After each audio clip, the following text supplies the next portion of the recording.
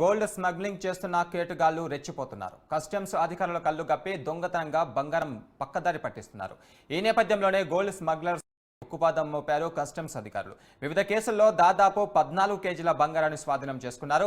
Gold smuggling చేస్తున్న 3 నిందితులు arrest చేశారు. అయితే స్వాధీనం చేసుకున్న బంగారం విలువ సుమారు 6 కోట్ల వరకు ఉంటుందని అధికారులు వెల్లడించారు.